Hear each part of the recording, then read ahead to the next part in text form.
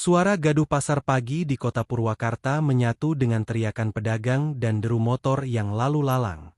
Di tengah keramaian itu, hadir sosok yang membuat para pedagang langsung bersikap waspada. Bang Jaya, preman pasar yang telah lama menjadi penguasa jalur distribusi ilegal dan pengamanan tak resmi. Tubuh Jaya besar dan kekar, mengenakan jaket kulit hitam dengan celana jeans belel. Di tangannya menggantung rokok kretek yang tak pernah padam. Ia tidak pernah minta uang, ia menuntutnya. Semua orang tahu, menolak Jaya berarti siap kehilangan lapak, atau minimal pulang dengan lebam. Mana iuran minggu Yeu? Bentaknya kepada salah satu pedagang sayur. Abdi kantos mayar. Bang, jawab si pedagang ketakutan. Jaya mencengkeram kerah baju pedagang itu, matanya menyala penuh amarah. Tapi sebelum tangannya sempat menampar, seorang wanita tua lewat dan menatap Jaya dengan lirih. Cukup, Jaya. Ulah terus jadi makhluk nu dijiunku kahariwang, katanya pelan. Itu Bu Enah, seorang penjual bubur keliling yang tak pernah takut pada Jaya. Entah kenapa, Jaya selalu diam jika Bu Enah bicara. Mungkin karena ia mengingatkan Jaya pada ibunya, yang telah lama tiada. Jaya mendiam. Ia melepas kerah pedagang dan berjalan menjauh sambil mengumpat. Tapi dalam dadanya, ada rasa asing. Rasa bosan. Rasa capek. Rasa hampa. Malam itu, setelah menghitung hasil pungutan hariannya, Jaya duduk di bangku panjang dekat rel kereta yang sepi. Diterangi cahaya temaram lampu jalan, ia mengamati sepasang anak kecil dan ibunya memungut botol plastik di tempat sampah. Bocah itu menangis karena tidak menemukan cukup botol untuk dijual. Ibunya, dengan sabar, mengelus kepala anaknya sambil tersenyum, walau air matanya tampak jatuh perlahan. Jaya tercekat. Ia merogoh sakunya, mengambil selembar uang lusuh, dan berjalan pelan mendekat. Tapi sebelum ia sempat memberikan uang itu, langkahnya terhenti. Tangannya gemetar. Ia malah berbalik dan berjalan cepat, seperti dikejar rasa bersalah. Di malam sunyi, untuk pertama kalinya sejak belasan tahun, Jaya menunduk, meneteskan air mata. Bukan karena takut atau kalah, tapi karena sadar, ia telah lama kehilangan dirinya sendiri. Malam semakin larut, namun pikiran Jaya tak kunjung tenang. Ia duduk di atas balok kayu tua dekat rel kereta, menatap kosong ke langit. Kilau bintang malam itu tampak redup, seperti hatinya yang sedang runtuh. Suara serangga malam menyatu dengan desah napas beratnya. Rokok di tangannya telah lama padam, tapi ia tak peduli. Kepalanya dipenuhi gambaran wajah bocah kecil yang menangis tadi. Suara tangis itu menggema di benaknya, membuat dadanya terasa sesak. Ia tak tahu kenapa, tapi rasanya seperti dihantam berkali-kali oleh rasa bersalah yang asing namun nyata. Apa gunanya semua ini? Gumam Jaya pelan. Ia menatap kedua telapak tangannya yang penuh bekas luka dan kapalan. Tangan yang selama ini digunakan untuk menakut-nakuti, memukul, dan mengambil milik orang lain. Ia menarik napas dalam-dalam dan mencoba mengingat masa kecilnya. Dulu, ibunya sering berkata, "Jaya, jadi lelaki itu kudu bisa ngajaga, lain ngancam." Tapi suara itu sudah lama ia lupakan, terkubur di antara kelamnya jalan hidup yang ia pilih. Malam itu, Jaya pulang ke kontrakan kecilnya di gang sempit belakang pasar. Dindingnya lembab, lampunya redup, dan isinya hanya kasur tipis dan satu termos air. Namun malam itu terasa berbeda. Ruangan itu terasa lebih sempit dan pengap, seolah menuduhnya. Ia duduk bersila di lantai, lalu meraih foto lama ibunya yang sudah menguning dan sobek di ujung.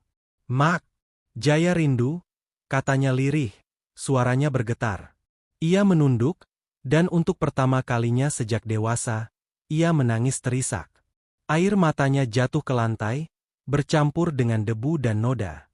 Tak lama kemudian, ia berdiri, menuju kamar mandi kecil di belakang kontrakan.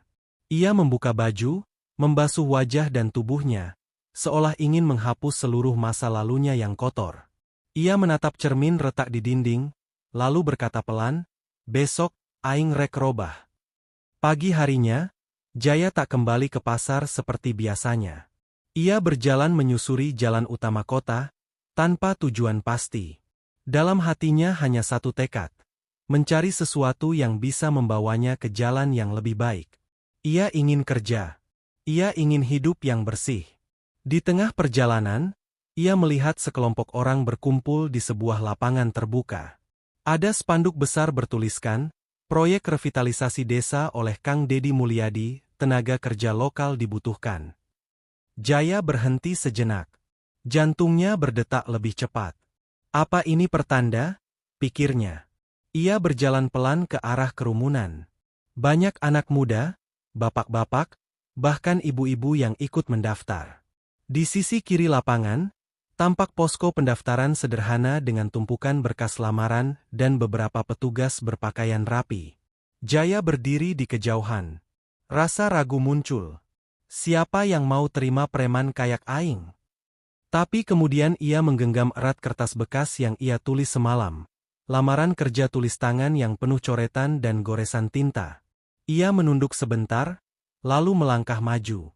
Saat ia mulai mengantre, beberapa orang melihatnya dengan tatapan aneh. Ada yang berbisik, ada yang menyingkir. Tapi Jaya tetap berdiri tegak, walau lututnya sedikit gemetar.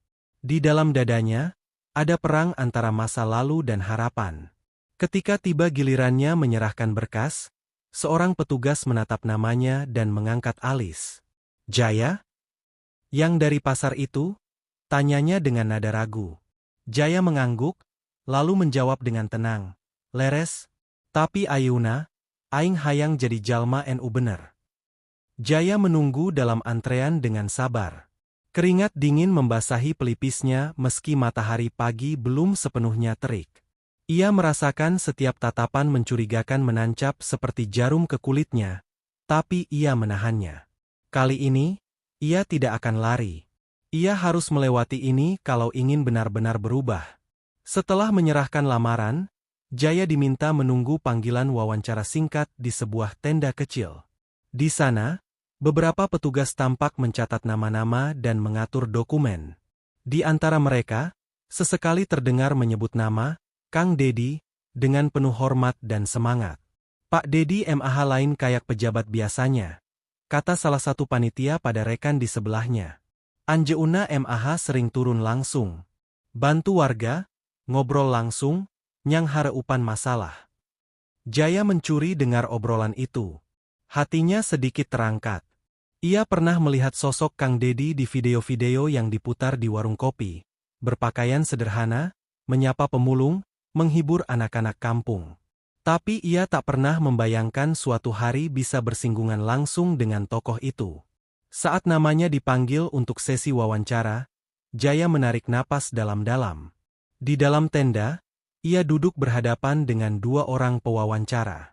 Salah satunya memegang berkas lamarannya dengan alis terangkat. "Pak Jaya, boleh cerita sedikit tentang latar belakangnya?" tanya salah satunya, nada suaranya masih netral, tapi nadanya waspada. Jaya tidak menutupi apapun. Ia bercerita dengan jujur, tentang masa lalunya di pasar, hidupnya yang keras, dan titik balik yang membuatnya ingin berubah. Ia tidak merendahkan atau membela diri. Ia hanya ingin didengar sebagai manusia yang ingin diberi kesempatan. Kedua pewawancara saling pandang, lalu mencatat sesuatu. Salah satu dari mereka berkata, "Kami akan sampaikan ini langsung ke Pak Dedi. Beliau yang punya keputusan akhir." Ucapan itu membuat Jaya gugup sekaligus harap-harap cemas. Hari berganti. Jaya kembali ke kontrakan tanpa tahu apakah akan dipanggil lagi atau tidak. Tapi untuk pertama kalinya dalam hidupnya, ia merasa menunggu dengan harapan, bukan ketakutan. Ia menghabiskan malam dengan membaca ulang surat lamarannya berkali-kali, meski ia tahu isinya tak berubah. 3 hari kemudian, sebuah sepeda motor berhenti di depan gang kontrakan. Seorang relawan proyek turun membawa selembar surat dan menyodorkannya pada Jaya. "Pak Jaya, ini dari kantor proyek. Bapak diminta hadir ke lokasi besok pagi." Jaya tak berkata apa-apa. Ia hanya mengangguk dan menggenggam surat itu dengan tangan gemetar. Setelah si pengantar pergi, ia menutup pintu perlahan, lalu bersujud di atas lantai, mengucap syukur dalam hati. Ini mungkin kesempatan yang ia tunggu. Malam itu, ia menyikat sepatunya sampai bersih, menyetrika satu-satunya kemeja polos yang ia punya, dan menata rambutnya yang biasanya acak-acakan. Di depan cermin retak, ia tersenyum tipis untuk pertama kali dalam waktu yang sangat lama. Aing rek nunjuk keun, aing bisa bener. Pagi itu langit cerah, seolah memberi restu pada langkah Jaya. Ia datang lebih awal dari waktu yang ditentukan. Hatinya berdebar-debar, bukan karena takut, tapi karena merasa ini bisa jadi titik balik hidupnya.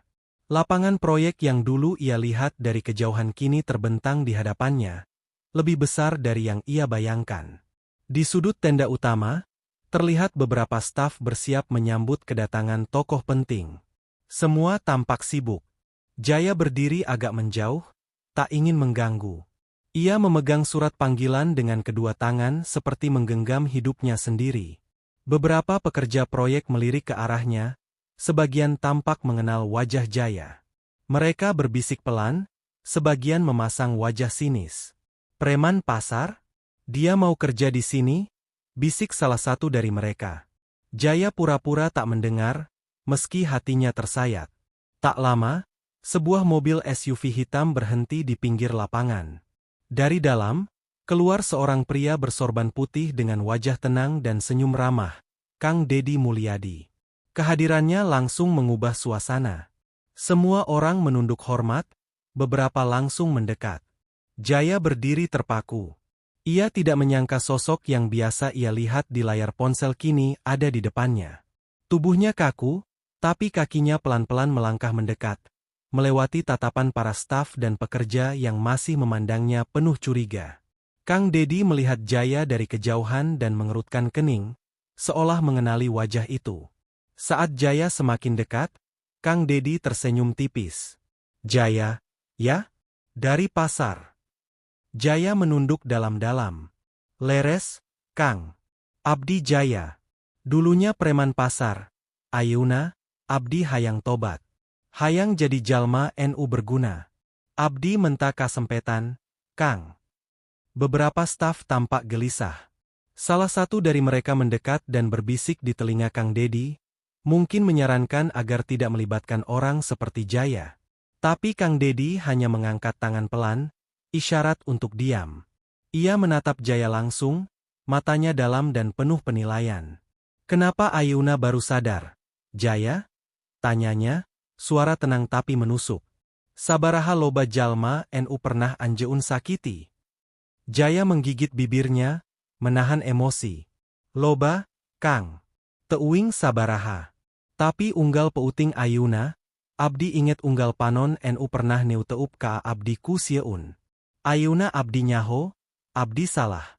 Tapi abdi hayang beneran robah. Sakedik-sakedik, tapi tulus." Kang Dedi diam sejenak, lalu berjalan mendekat. Ia menepuk bahu Jaya dengan lembut. "Sugan anjeun bener-bener tulus. Tapi inget, yeu proyek lain tempat maen-maen. Yeu tempatna jalma-jalma NU boga kahadean. Lamun anjeun sanggup, urang coba." Air mata Jaya nyaris jatuh saat itu juga, tapi ia tahan. Ia hanya mengangguk dalam, tangan mengepal erat. "Hatur nuhun, Kang. Abdi moal hianat deui. Henteu ka diri abdi sorangan, henteu ka kahadean yeu." Dari kejauhan, beberapa staf tampak masih ragu. Tapi satu demi satu, mereka mulai menerima kehadiran Jaya. Ia pun diberi rompi proyek sederhana dan diarahkan ke lokasi kerja. Saat mengenakan rompi itu, ia merasa seperti mengenakan kehormatan baru. Hari itu menjadi awal dari perjalanan berat Jaya. Tapi berbeda dari hari-hari sebelumnya, kali ini ia tahu kemana harus melangkah. Dan ia tahu, langkah pertamanya sudah benar. Hari pertama Jaya bekerja dimulai dengan langkah kaku dan penuh waspada. Ia datang lebih pagi dari semua orang, menyapu area kerja tanpa diminta. Walau ia belum diberi tugas resmi, ia ingin menunjukkan itikat baiknya. Ia tak mau sekadar numpang nama atau belas kasihan. Namun, tidak semua orang di lapangan bisa menerima kehadirannya begitu saja. Beberapa tukang berpengalaman mencibir, bahkan terang-terangan menyindir.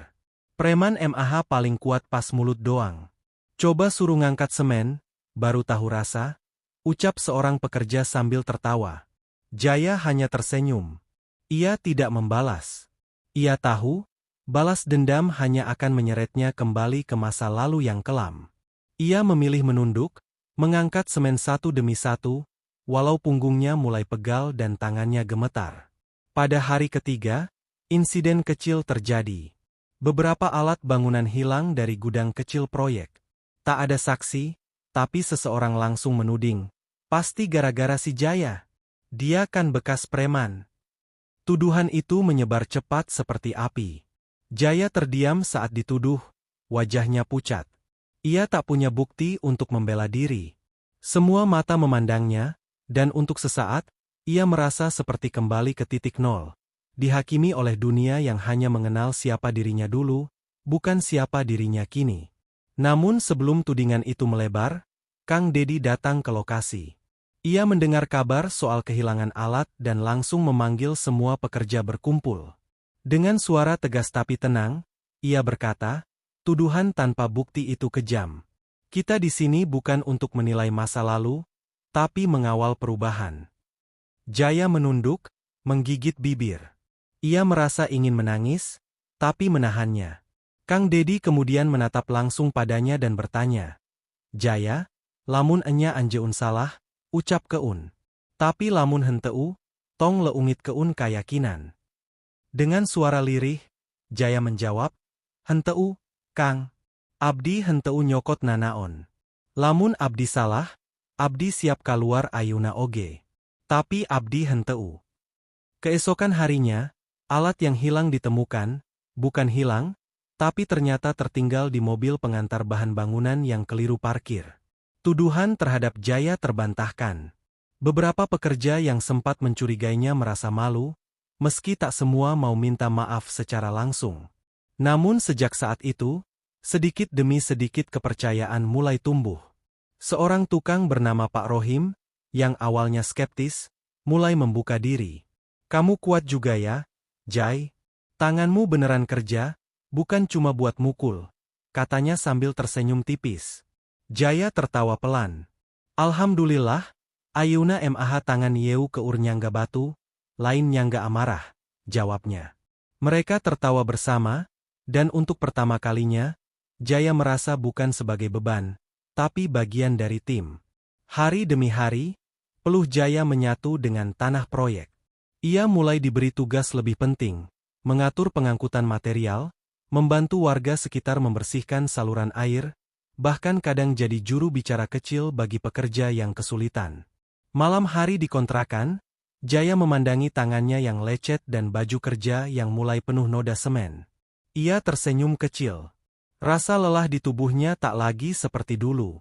Kali ini, rasa lelah itu terasa jauh lebih jujur. Hari-hari terus bergulir. Jaya kini tidak lagi dipandang sebelah mata oleh semua orang. Beberapa mulai memanggilnya, Bang, dengan nada hormat, bukan lagi sinis. Ia membuktikan dirinya bukan hanya kuat secara fisik, tapi juga sabar dan bisa diandalkan. Di proyek, ia selalu datang paling pagi dan pulang paling akhir. Ia tahu, ia belum sepenuhnya diterima. Tapi ia memilih menjawab semua keraguan dengan kerja nyata. Jika ada yang membutuhkan bantuan, ia orang pertama yang datang. Jika ada yang marah-marah, ia orang pertama yang menenangkan.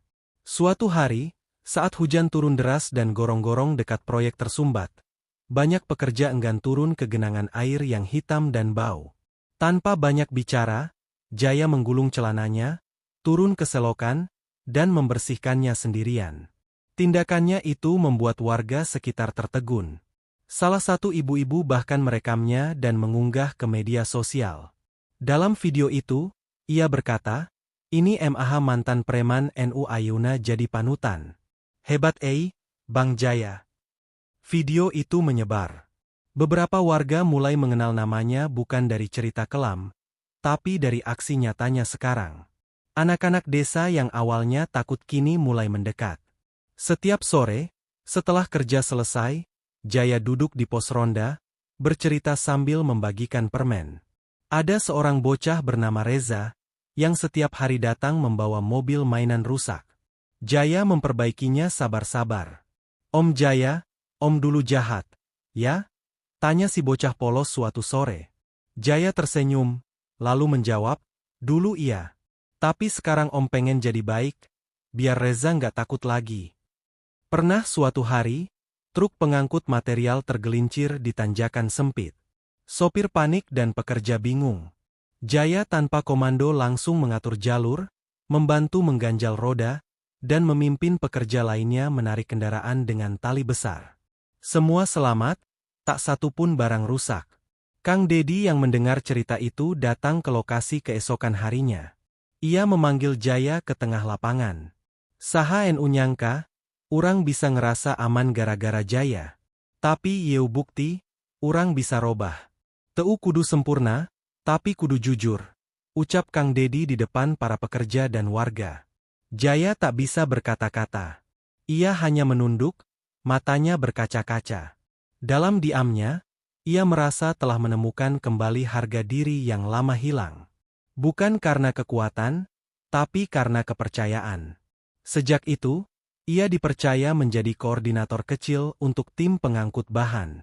Ia mencatat kebutuhan, menyusun jadwal, dan memastikan semua bekerja sesuai aturan. Beberapa tukang tua bahkan sering bertanya padanya soal teknik, seolah ia memang layak jadi rujukan. Suatu malam, Jaya duduk di depan kontrakannya, menatap langit seperti dulu. Tapi kali ini ia tersenyum. Di tangannya, ada kertas kecil, gambar rumah sederhana yang ia gambar sendiri. Hiji waktu, abdi rek nyeun bumi sorangan. Tapi ku jalan bener. Ia tahu, perjalanannya belum selesai. Tapi hari itu, ia sadar satu hal. Dulu ia ditakuti karena kekerasan, kini ia dihormati karena ketulusan. Dan itu adalah kemenangan paling sejati yang pernah ia raih. Pagi itu, matahari bersinar hangat di atas desa yang sedang dibangun ulang. Proyek berjalan lancar, jalan desa hampir selesai dicor, taman kecil mulai tertata, dan anak-anak sudah punya ruang terbuka untuk bermain. Di tengah semua itu, nama Jaya semakin sering terdengar, bukan sebagai bayang-bayang masa lalu, tapi sebagai tokoh yang hadir di tengah perubahan. Suatu sore, Kang Dedi datang lagi ke proyek. Tapi kali ini bukan sekadar memantau. Ia membawa kabar baik. Akan diadakan acara kecil sebagai bentuk apresiasi bagi para pekerja yang menunjukkan dedikasi luar biasa. Jaya tidak tahu namanya termasuk dalam daftar itu. Baginya, bekerja saja sudah jadi kehormatan. Hari perayaan itu tiba. Sebuah panggung kecil dibangun dari kayu sisa proyek. Warga berkumpul, tumpeng dan teh manis dibagikan. Anak-anak berlarian sambil tertawa, dan suasana penuh kehangatan. Di atas panggung, Kang Dedi berdiri dengan mikrofon di tangan, membuka acara dengan senyum khasnya. Ia mulai menyebut satu persatu nama para pekerja teladan. Saat nama Jaya disebut, suasana mendadak senyap sejenak. Semua menoleh. Jaya sendiri sempat menunduk, tak percaya dirinya dipanggil. Tapi sorak-sorai menyusul. Anak-anak bersorak, Om Jaya! Om Jaya! Jaya naik ke atas panggung perlahan, mengenakan kemeja kerja lusuhnya yang sudah dicuci bersih. Ia menatap kerumunan dengan mata berkaca. Dulu abdi datang ka dieu mek rasa malu. Ayeuna abdi nangtung di dieu mek rasa syukur. Katanya lirih tapi jelas. Tepuk tangan pun menggema. Kang Dedi menyerahkan piagam kecil dan rompi kerja baru dengan logo proyek. Ini bukan soal besar atau kecil, tapi soal bukti. Anjeun nunjuk keun, kahirupan bisa robah lamun hatena tulus, katanya. Jaya mengangguk, tak sanggup membalas selain dengan senyum. Setelah acara, beberapa warga datang menyalami Jaya. Ada yang dulunya pernah jadi korban intimidasi di pasar, kini menjabat tangannya dengan hangat. Bang Jaya, abdi muhun keun hampura NU dulu. Tapi ayeuna, abdi ucap keun hatur nuhun. Malamnya, di pos ronda, beberapa anak muda berkumpul bersama Jaya. Mereka menyebutnya, Bang Jai. Bukan karena takut, tapi karena hormat. Mereka meminta nasihat, bukan uang. Jaya menceritakan kisahnya bukan untuk membanggakan, tapi agar mereka tidak jatuh ke jalan yang sama. Di tengah percakapan, seorang anak muda berkata, "Abdi oge hayang robah, Bang. Tapi kudu mulai ti mana?" Jaya menepuk bahunya. "Ti niat. Terus sabar. Terus sabar Dewi. Nu penting, tong bohong ka diri sorangan." Hari-hari berikutnya, Jaya bukan hanya bekerja, tapi juga jadi teladan kecil di lingkungannya. Ia mulai mengajak anak-anak muda mengelola kebun warga, membersihkan musola, dan ikut ronda malam. Ia bukan pemimpin formal, tapi suara dan sikapnya mulai diperhitungkan. Di dalam dirinya, Jaya merasa sesuatu tumbuh. Rasa yang tak pernah ia temukan saat menguasai pasar atau saat orang-orang takut padanya. Kali ini, yang tumbuh adalah harga diri yang lahir dari cinta, bukan ketakutan. Di akhir minggu itu, saat sendirian di kontrakan, Jaya menulis surat untuk ibunya di selembar kertas usang. Ia tak tahu akan dikirim kemana. Tapi ia menulis, "Mak, abdi parantos nyobian jadi lalaki nu sakuduna. Hapunten kanggo sagalana. Mugi mak tiasa nyaksian ti tempat nu langkung mulia." Udara pagi di desa itu terasa sejuk dan segar. Jaya membuka matanya perlahan, menyambut hari baru dengan semangat yang berbeda. Ia bukan lagi pria yang dipenuhi penyesalan, melainkan seseorang yang siap melangkah dengan keyakinan baru. Setelah beberapa bulan bekerja di proyek Kang Dedi, Jaya sudah menjadi sosok yang dipercaya banyak orang. Tidak hanya sebagai pekerja, tapi juga sebagai penghubung antara warga dan tim proyek. Ia mengerti bahwa perubahan sejati datang dari kerja keras dan konsistensi. Suatu pagi, Kang Dedi datang menemui Jaya di lokasi kerja. "Jaya, kami ingin kamu ikut dalam pelatihan kepemimpinan komunitas," kata Kang Dedi sambil tersenyum. "Kamu sudah menunjukkan perubahan besar. Saatnya berbagi dengan orang lain." Jaya terkejut tapi juga bangga. Tawaran itu bukan sekadar penghargaan, tapi juga tanggung jawab yang lebih besar. Ia tahu ini kesempatan untuk terus memperbaiki diri dan menginspirasi banyak orang di sekitar. Pelatihan itu membuka wawasan Jaya tentang bagaimana membangun komunitas yang kuat dan mandiri. Ia belajar memimpin dengan hati, bukan dengan kekuatan atau intimidasi. Materi yang didapatnya semakin menguatkan niat untuk meninggalkan masa lalu. Seiring waktu, Jaya mulai terlibat dalam berbagai kegiatan sosial di desa. Dari mengorganisasi gotong royong, membantu pendidikan anak-anak kurang mampu, hingga memfasilitasi dialog antar warga untuk menyelesaikan konflik kecil. Semua dilakukannya dengan tulus dan rendah hati. Suatu hari, Reza, bocah kecil yang dulu sering ia bantu, datang membawa beberapa temannya. "Bang Jaya, kami ingin ikut belajar juga," ucap mereka penuh semangat. Jaya tersenyum hangat, menyadari benih perubahan yang telah ia tanam mulai tumbuh subur. Dalam sebuah pertemuan komunitas, Jaya menyampaikan pidato singkat. Ia bercerita tentang masa lalunya, perjuangan untuk berubah, dan harapan masa depan. Ia ingin semua orang tahu bahwa siapapun bisa berubah jika diberi kesempatan dan niat yang kuat. Warga desa menyambut pidatonya dengan tepuk tangan meriah. Beberapa meneteskan air mata haru, menyadari bahwa perubahan bukan hanya mungkin, tapi nyata di depan mata mereka. Jaya kini bukan hanya simbol keberhasilan, tapi juga simbol harapan. Di malam yang tenang, Jaya duduk di beranda rumahnya yang sederhana. Ia menatap bintang-bintang di langit, mengingat semua perjalanan yang telah dilaluinya. Rasa syukur memenuhi hati, dan ia berjanji untuk terus melangkah di jalan yang benar. Tak jauh dari sana, Kang Dedi melihat Jaya dengan bangga. Ia tahu bahwa proyek yang dijalankannya bukan sekadar membangun fisik desa, tapi juga membangun jiwa dan masa depan. Jaya adalah bukti nyata keberhasilan itu. Waktu berjalan, dan desa itu berkembang menjadi tempat yang lebih baik. Jaya menjadi contoh hidup bahwa seseorang bisa berubah, menebus masa lalu, dan membawa harapan baru bagi banyak orang. Cerita Jaya berakhir bukan dengan penyesalan, tapi dengan sebuah babak baru yang penuh semangat, harapan, dan kepercayaan diri. Jalan barunya kini terang benderang, siap menjemput masa depan yang lebih baik.